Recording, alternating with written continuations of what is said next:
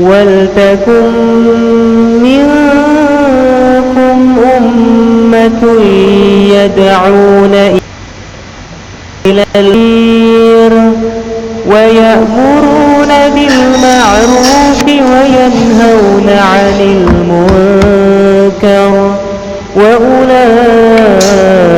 هم المفلحون.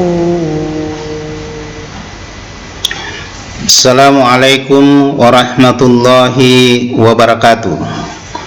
Alhamdulillahi rabbil alamin. Asyhadu an la ilaha illallah wa asyhadu anna Muhammadan abduhu wa rasuluh. Allahumma salli ala Muhammadin wa ala alihi wa ashabihi ajmain. Amma ba'd. Alhamdulillah, kita kembali puji Allah Subhanahu wa taala. Pada kesempatan ini kita kembali bertemu pada kuliah Al-Islam Kemuhammadiyaan 1. Kali ini kita akan membahas mengenai studi hadis. Untuk kesempatan pertama kita akan membahas tentang sejarah pertumbuhan hadis, yaitu terutama pada periode Nabi, sahabat, dan tabi'in. Hadis pada masa Nabi itu dikenal dengan al-asar, al-wahyi, wal-at-takwin, yaitu masa turun wahyu dan pembentukan masyarakat Islam. Tentu keadaan ini sangat menuntut keseriusan dan kehati-hatian para sahabat sebagai pewaris pertama dari ajaran Islam yang mulia ini. Wahyu yang diturunkan Allah itu dijelaskan oleh Rasulullah melalui perkataan, perbuatan, dan ada takririyah para sahabat, sehingga apa yang didengar, dilihat, dan disaksikan oleh para sahabat merupakan pedoman bagi amalia dan ubudiyah mereka. Nah, bagaimana Rasulullah SAW kebijaksanaan beliau tentang hadis ini?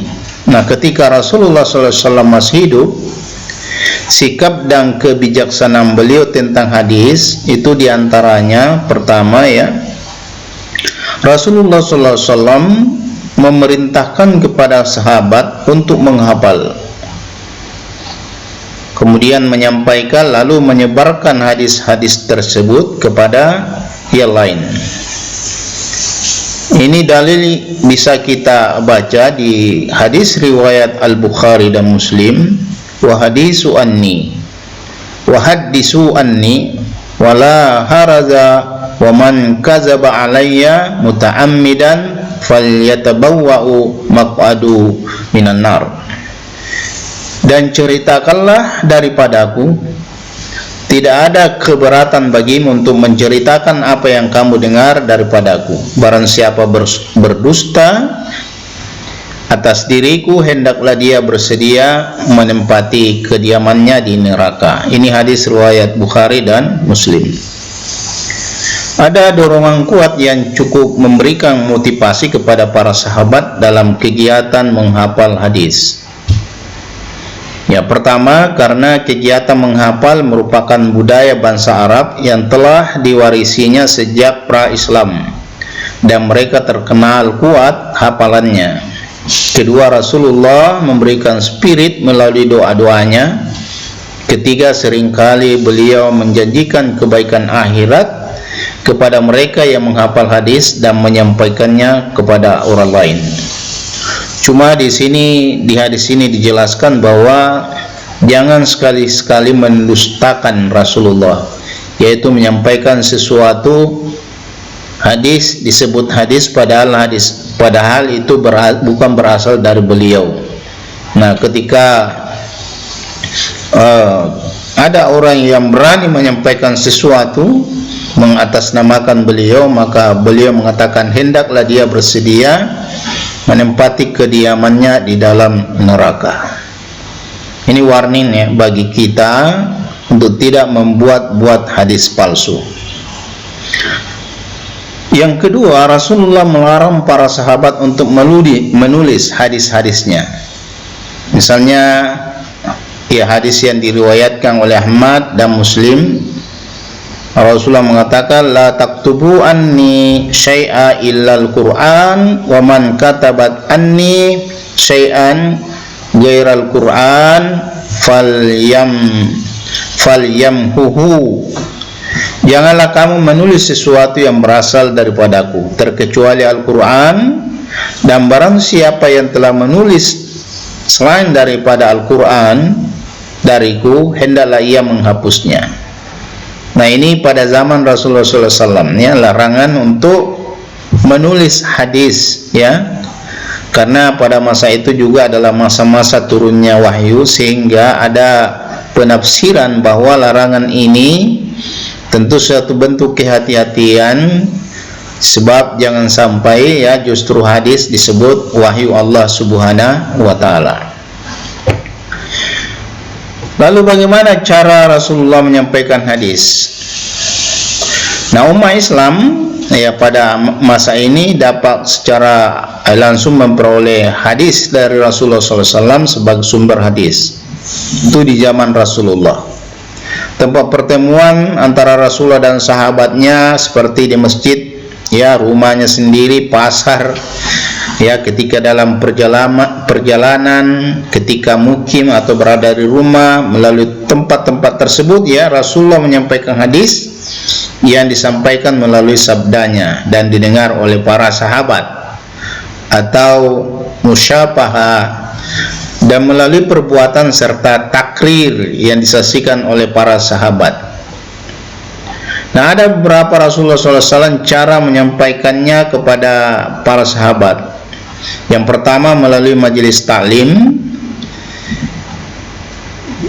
yaitu pusat atau tempat pengajian yang diadakan oleh Nabi Muhammad untuk membina para jamaah, ya. Melalui majelis ini para sahabat memperoleh banyak peluang untuk menerima hadis, sehingga mereka berusaha untuk selalu mengkonsentrasikan diri untuk mengikuti kegiatan dan ajaran yang diberikan oleh Rasulullah. Yang kedua, dalam banyak kesempatan Rasulullah SAW juga menyampaikan hadisnya melalui para sahabat tertentu, yang kemudian sahabat ini menyebarkan kepada orang lain.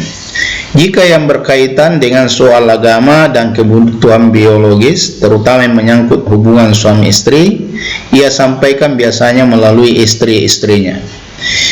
Yang ketiga, cara penyampaian beliau melalui ceramah atau pidato di tempat terbuka, seperti ketika Haji Wada dan Fathul Mekah, ya. Ketika menunaikan ibadah haji pada tahun 10 Hijriah, Nabi Muhammad menyampaikan khutbah yang sangat bersejarah di depan ratusan ribu kaum muslimin yang melakukan ibadah haji, yang isinya terkait dengan bidang muamalah, ubudiyah, siasa, jinayah, dan hak asasi manusia yang meliputi kemanusiaan, persamaan, keadilan sosial, keadilan ekonomi, ya, kebajikan, dan solidaritas. Isi khutbah ini antara lain larangan menumpahkan darah kecuali dengan hak, dan larangan mengambil harta orang lain dengan batil, larangan riba, menganiaya persaudaraan dan persamaan di antara manusia harus ditegakkan, dan umat Islam harus selalu berpegang teguh kepada Al-Quran dan hadis. Lalu bagaimana perbedaan para sahabat dalam menguasai hadis? Para sahabat ada tergolong kelompok as-sabiqul awwalun yang mula-mula masuk Islam, seperti Abu Bakar, Umar, Ibnu Khattab, Utsman, Ibnu Affan, Ali, Ibnu Talib, dan Ibnu Mas'ud. Yang kedua ada ummahat al-mu'minin, istri-istri Rasulullah, ya, seperti Aisyah, Ummu Salamah, ya. Hadis-hadis yang diterimanya banyak berkaitan dengan soal keluarga dan pergaulan suami istri. Kemudian para sahabat, ya, yang di samping selalu dekat dengan Rasulullah juga menuliskan hadis yang diterimanya, seperti Abdullah an Ibnu Al-As, sahabat, ya, sahabat yang meskipun tidak lama bersama Rasulullah akan tetapi banyak bertanya kepada para sahabat lainnya secara sungguh-sungguh, seperti Abu Hurairah.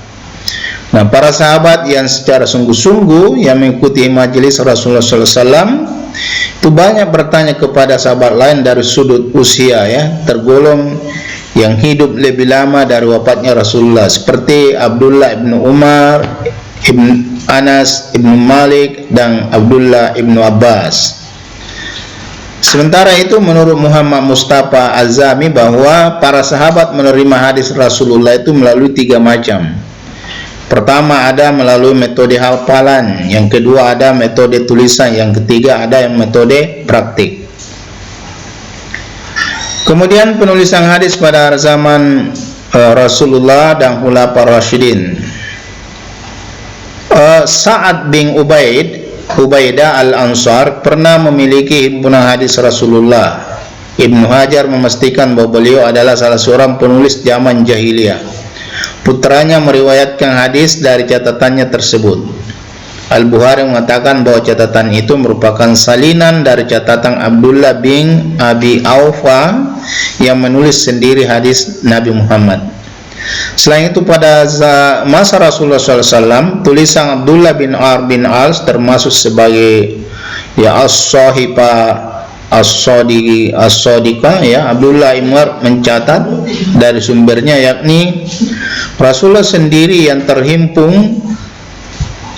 menghimpun 1000 hadis sahifah dalam tulisan tangan beliau, ya, tidak ditemu sekarang, namun isinya terhimpun di dalam kitab-kitab hadis, terutama di dalam Musnad Ahmad.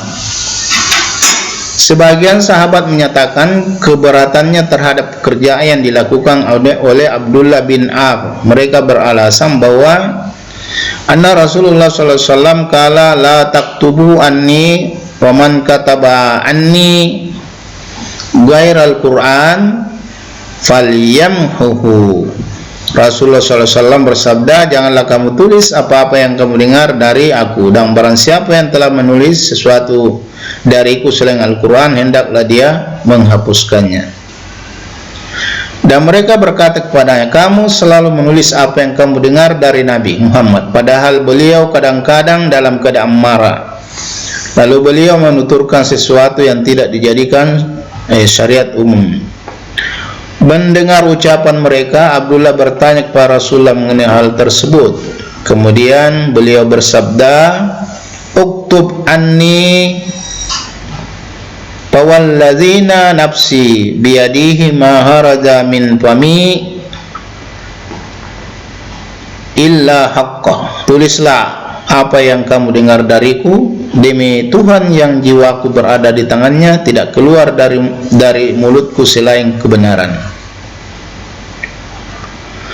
Kemudian hadis pada masa Khulafaur Rasyidin, ya. Periode kedua secara perkembangan hadis adalah pada masa Khulafaur Rasyidin, atau yaitu Abu Bakar, Umar ibnu Khattab, Utsman ibnu Affan, ya, Ali bin Abi Thalib, yang berlangsung sekitar tahun 11 sampai 40 Hijriah.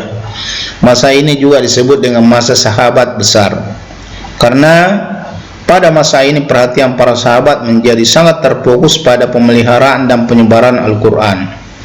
Maka periwayatan hadis belum begitu berkembang dan kelihatannya berusaha membatasi. Oleh karena itu, masa ini para ulama dianggap sebagai masa yang menunjukkan adanya pembatasan periwayatan. Pembatasan penyederhanaan hadis yang ditunjukkan oleh para sahabat dengan sikap kehati-hatiannya menggunakan 2 jalan dalam meriwayatkan hadis Nabi, yaitu periwayatan lapsi, yaitu periwayatan hadis yang redaksi dan matanya persis seperti yang diurutkan oleh Rasulullah, dan hanya bisa dilakukan apabila mereka hafal benar apa yang disabdakan oleh Rasul. Selanjutnya, ya, periwayatan maknawi adalah periwayatan hadis yang matanya tidak persis sama dengan didengar dari Nabi, akan tetapi isi atau maknanya tetap terjaga secara utuh sesuai dengan yang dimasukkan oleh Rasulullah SAW tanpa ada perubahan sedikit pun, ya. Nah, dengan demikian, ya, para sahabat Nabi yang sangat kritis dan hati-hati dalam periwayatan hadis. Nah, tradisi ini menunjukkan bahwa mereka sangat peduli tentang kebenaran dalam periwayatan hadis. Ya, di antaranya para sahabat bersikap cermat dan hati-hati dalam menerima suatu riwayat. Ini dikarenakan meriwayatkan hadis Nabi merupakan hal yang sangat penting ya, sebagai wujud kewajiban taat kepadanya. Yang kedua, para sahabat melakukan penelitian dengan cermat terhadap riwayat maupun isi riwayat itu sendiri. Kemudian para sahabat ya, sebagaimana dipelopori oleh Abu Bakar, mengharuskan adanya saksi dalam periwayatan hadis. Kemudian para sahabat ya, sebagaimana yang dipelopori oleh Ali ibn Thalib, itu meminta sumpah dari periwayat hadis tersebut. Kemudian para sahabat menerima riwayat dari suatu orang yang terpercaya. Kemudian di antara para sahabat terjadi penerimaan dan periwayatan hadis tanpa pengecekan terlebih dahulu apakah benar dari Nabi atau perkataan orang lain, dikarenakan mereka memiliki agama yang kuat sehingga ya dianggap tidak mungkin berdusta. Saya kira cukup dulu ya. Nanti insyaallah kita lanjutkan lagi pembahasan kita, yaitu hadis pada masa tabi'in. Tadi kita sudah sampaikan ya pembahasan hadis ya, sejarah hadis pada zaman Rasulullah SAW, begitu pula para sahabat. Insyaallah pada kuliah yang akan datang kita akan lanjutkan ya sejarah hadis pada masa tabi'in. Nah, semoga ya apa yang saya sampaikan ini itu bermanfaat ya. Mohon maaf atas segala kekurangan. Nasrum minallahi wa fathul qarib wa basyiril mu'minin. Akhiral kalam. Assalamualaikum warahmatullahi wabarakatuh.